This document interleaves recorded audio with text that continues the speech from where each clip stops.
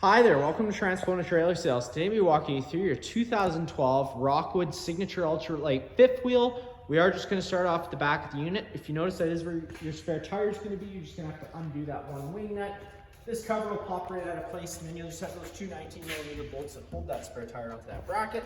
You get your observation ladder so you can go up and check all your seals periodically, which is extremely important to do, especially with keeping things as fresh as possible up top.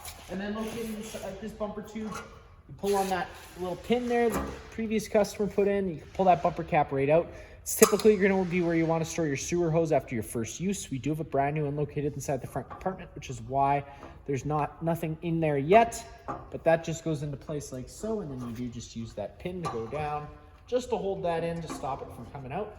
And then you get your standard 30 amp twist lock connection. Now, your cord will pretty much look exactly like this. It's just this is going to be our shop cord. You got that notch there. It lines up with this notch on this side. You're pushing that firmly into place. Once you line that up, once it's lined up, you got that threaded collar to really lock it down. If you follow that end back, you do have your standard 30 amp plug end. Now, most campsites should have this, so you can plug right on in, but let's say you have the unit at home, or your campsite only has your 15 amp service plug, which is your standard household outlet plug. We do include that park adapter. Just keep it in mind whenever you are using it. It's not to be running an air conditioner. It's really realistically just to run your fridge and your lights. If you notice, you've got your freshwater drain sticker here. That's where you're going to find this little guy here, and that is how you drain your fresh tank. Coming up a little further up ahead, you do get a big, tall, little storage area. It does go way up past where you can see. So if you stick your head in there, it's a great spot for an umbrella or some patio chairs of some sort, maybe. You get all your hookups here. You get your city water connection. So if you're at a site with service, you can just start a garden hose in there, turn it on. It can pressurize all those lines without the need to run your water pump. Cable satellite hookups, antifreeze inlet. So that's where you're going to hook up to your antifreeze jug for when it comes time to winterization. And then you do have your black tank flush. So the way that works is you're going to want to use it after every couple uses for sure. It's just to help keep that tank that little bit cleaner, but it is very important that whenever you are using it, once you do have the water connected to it, you don't turn the water on until you actually have the gate valve open for the black tank. And the reason being is that just if you're pushing pressure inside of that tank, that pressure needs somewhere to go. So that's why we leave that gate valve open, which is going to allow it to then flow out. Which brings me to next. You got your sewer cap. Take that cap, twist it off. Your sewer hose is going to have the same ears. It can thread right on in. And then you got all your sewage dump valves here, and that's going to be how you dump your tanks. You always want to do the gray one first. This is going to be your dirtiest water filled through your sinks and your showers. And then you can go behind that with that black tank, which is going to be your sewage then coming from your toilet. Inside this front compartment, tons of storage space, goes straight through to the other side. Just going to see where that is going to be where you see we have our power cord stored for now.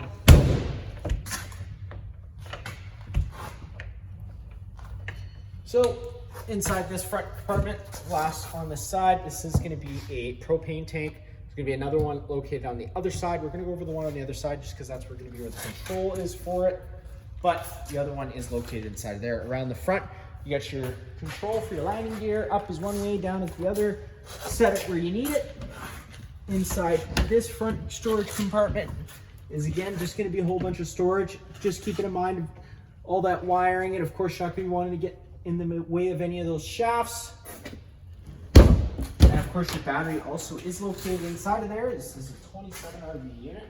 You got lots of different docking lights all around the unit, so trying to discover that as you use the unit.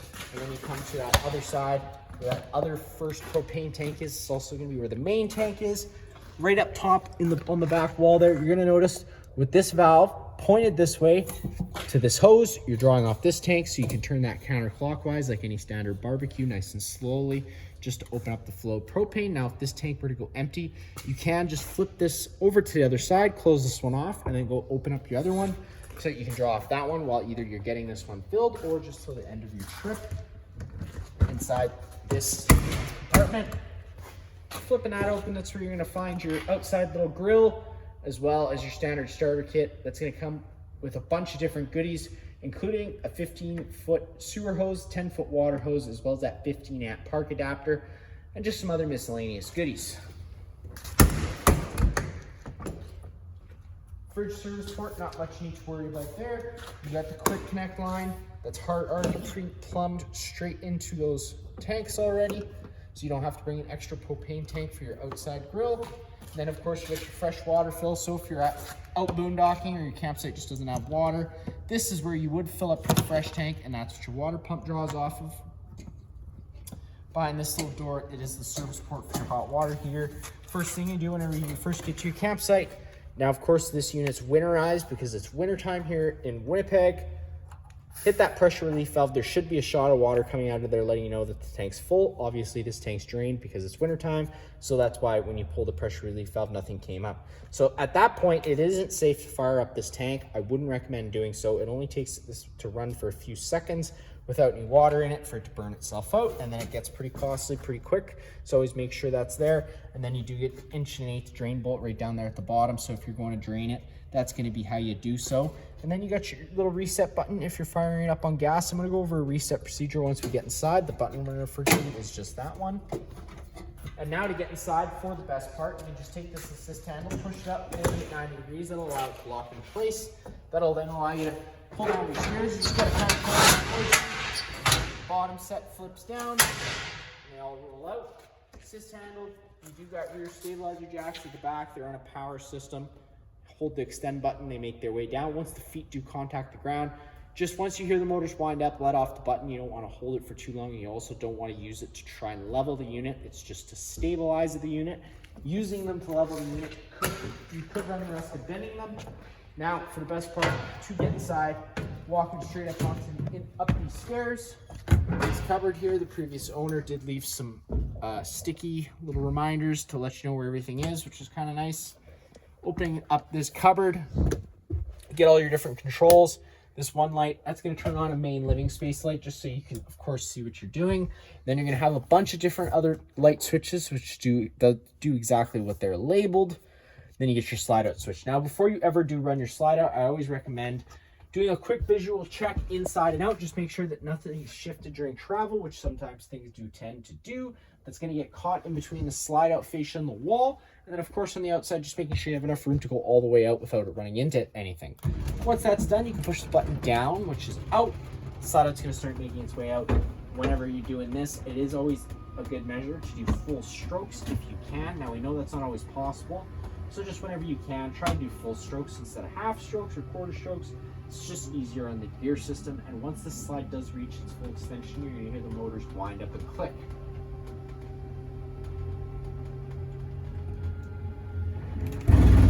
So there's that clicking. Now if you want to be extra cautious, you can just run your hand behind the slide out fascia in the wall, making sure you're feeling that rubber seal butted up against the wall, sealing out any moisture, which brings us to our awning switch.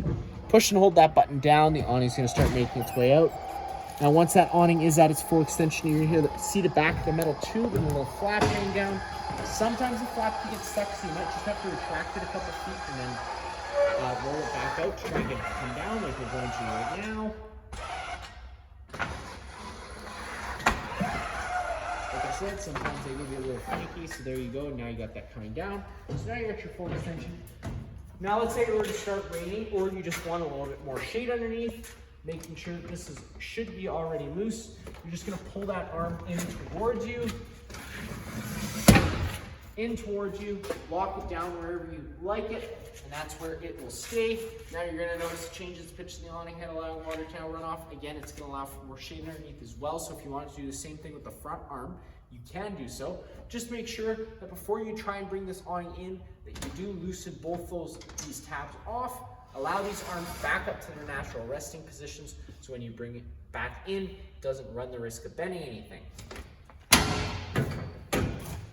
And to bring it in, it is just as simple as holding the awning up button. Awning will start rolling its way in. Once it contacts the side of the trailer, the motor will automatically cut out.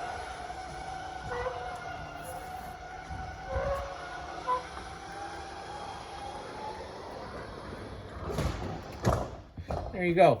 Now, last but not least, up top here, you do get your monitor panel system. So pushing the button tells you the corresponding tank level and battery level. You got your water pump switch, which draws out of your fresh tank, and then you do get your water heater switch. So now whenever you do turn on this button, this DSI fault light's going to come on. At that point, this water heater is going to now try lighting itself 3 times. If on the 3rd try it doesn't light, this DSI fault light's going to stay on. At that point, you do just have to turn this switch off, go hit that reset button I showed you earlier, and then try turning this back on, and it should try relighting itself. It could be a purging issue. I'm going to go over a little bit more about purging once we get to our stove. And then, of course, you do have extended camping season tank heater system. Now, just keeping in mind, of course, our Manitoba winters get much too cold for this to be adequate. When they say extended camping season tank heating system, it realistically just means that 1 to 5 degree mark. You're safe. Realistically, anything below -0, even with the tank heating system, you do run the risk of things freezing, and unfortunately, that is just the way it is. Now that we're in the main living space, you've got accent lighting all throughout. You got tons of storage throughout this unit as well. Just of course, whenever you are using any of it, just being mindful of drains, water lines, and wiring. You're not going to be wanting to affect any of that. So put your things in cautiously. Again, you're going to have tons of accent lighting, which then brings me into my entertainment area. Stereo, pretty much just like home, minus the fact of your different speakers. A speakers are going to be these main speakers up front. B speakers are going to be the speakers that are in the bedroom. And C speakers will be your exterior speakers. Other than that, standard kind of little area here. And then you have your coax outlets. Now, it's going to be kind of hard to see in the video, but there's a little black button here next to that bottom coax. Turns that green light on and off. With the green light on, it's turning the antenna on the roof. Now, that's also going to improve radio frequency and cell phone frequency, so we recommend leaving it on whenever you're using the camper. But whenever you're not using it, it is a good idea to just turn it off and trying to remember to turn it off, as it does draw battery power. In the main living space, because this unit's equipped with propane, you got your LP detector right here near the ground. If this guy does ever start going off, don't panic. Just turn off the main supply of propane at the side of the unit, open up some windows and vents, and get some fresh oxygen inside of here. You got your main GFI plug here on the wall. 90% of the plugs are going to be protected through GFI. Now, with that being said, it's kind of the same idea as a plug or an outlet next to your bathroom. In your bathroom, you got reset up top, test down below. So if you ever have an outlet that doesn't work, just double check that system isn't tripped. Sometimes they can trip for the oddest reasons. So again, just a quick little tip, double check. In the this area here, it's currently set up as an eating space with a table. It's great. Let's say you had some guests come that you weren't expecting. This does fold down into a table. You just have to take the feet from underneath the tabletop, set the tabletop on its desired ledges. Then you can take your back cushions to fill in the center, and you'd have yourself another bed. So now that we are at our stove, I'm going to go over a few notes about propane and purging. Now, because this unit's, again, equipped with propane, I told you about your LP detector over here near the ground. So that's there to help keep you safe. But when you turn off the system at the front of the unit, and especially if you've left the unit for a while or disconnected one of the bottles, it allows air into the system. Once air makes its way in, it does have to be purged out. Now, I tell every customer I do talk to, the first thing I always do after checking the water heater and all that stuff is just by coming to my stove and firing it up. And now I know you're thinking that's probably a little crazy, but it just helps purge that propane system and allows everything else to fire up smoothly.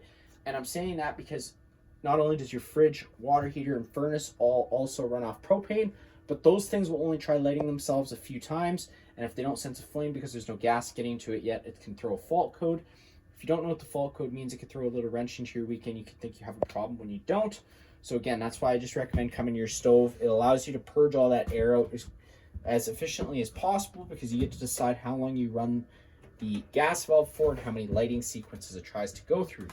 But now, with all that being said, this is a gas stove, so you do have to be safe whenever you're doing so. So if you turn this valve over to the high/light option, just be ready with that sparker to hit that sparker every few seconds, so that once propane does start flowing through, and of course that happened pretty quickly today just because I had the system running earlier, it lights right away and doesn't allow it to build up, because then if it were to build up and you hit that sparker and there's a source of ignition, there's going to be a little poof, and if your face is close by, you might lose some eyebrows and eyelashes. Holding your face back's also a good idea, and we don't want any of that. So just be safe whenever you're doing so.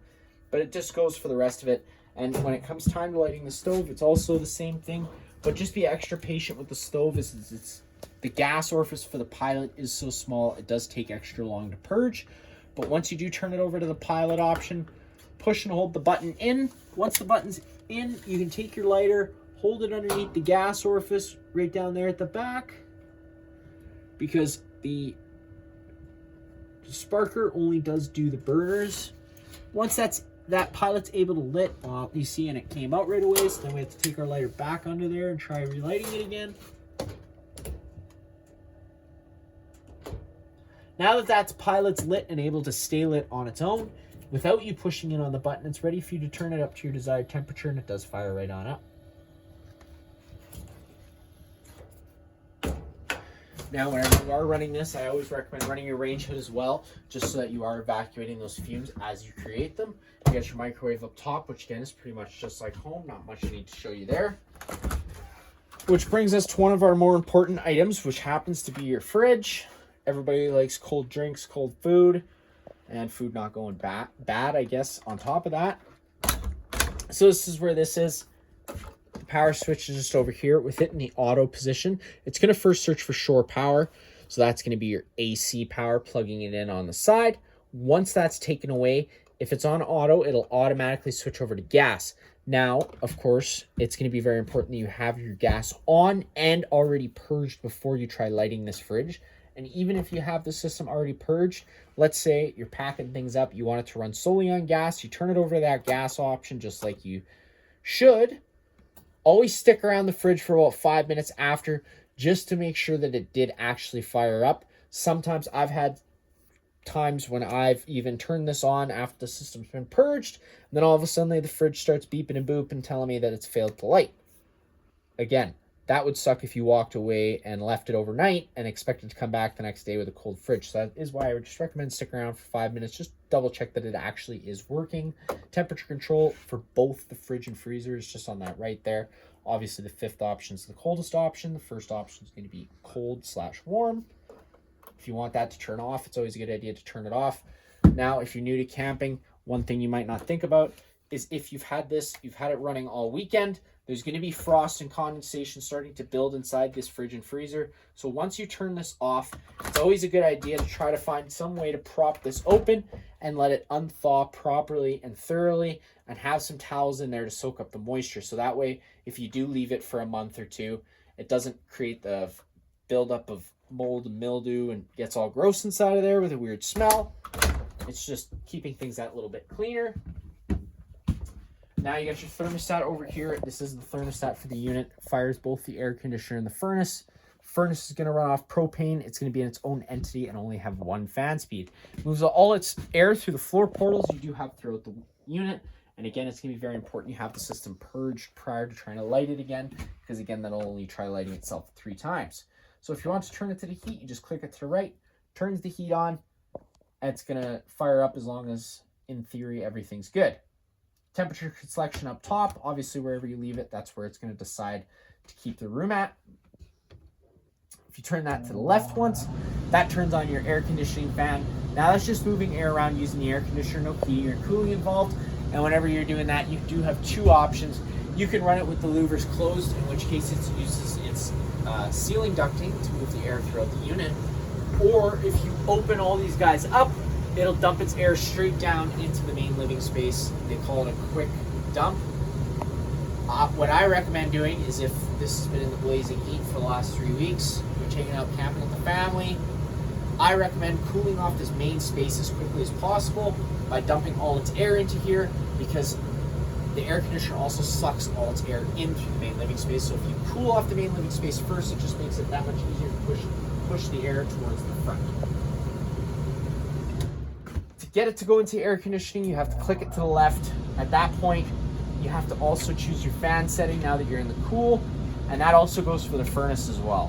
Whenever you're in the auto fan setting, it creates an on-demand system, so either the air conditioner or the furnace will kick in and out as needed to keep the room at its desired temperature.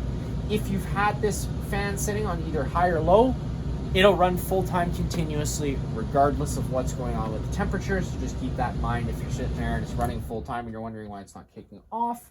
It's probably because you have it in the high or low option and not the auto high or low option. Now that that's all done, we can take a step into the bathroom / living or sleeping space. Obviously, way at the front here is your bedroom space. All the blinds inside here do work the same way. They just kind of sit where you leave them. Bedroom space, storage all around. Reading lights up top. They're on their own center push buttons. Picking up at the foot. You can pick up at the bed then. And that does give you access to an extra little storage space down below. You also get a couple different little armatures that you can add around the unit. And the old owner was even nice enough to leave this little slide stopper thing that you put in the slide out. Just keep in mind that if you do put this in the slide out, you really, really, really need to remember to take it out once you get to your campsite, because if you don't, this is obviously going to stay in there and it'll either wreck your motor or rip something off of your slide out. So again, if you're using it, just be very cautious with it and remember to take it out when you get to your campground. Bathroom space, again, pretty self-explanatory. Sink, full shower, which is super nice. It's always a hot commodity. And then you get your little bathroom. Inside the bathroom, I know it's a tight space, but they do have a roof vent above your head. Fan on. You just got to raise that up. Choose your speed. And you're evacuating those stinky fumes as quickly as possible. They also have a little window here too, just an added little extra bonus. And if you close it all the way, you don't even really have to turn the fan on switch on. You just leave it on, raise it up and down as you want it to turn on or off. I'm going to recommend using the on-off switch personally, but that's just me, and I'm forgetful. Now, that is going to be it for this unit here. If you have any other questions, feel free to give us a call at 204-232-7272.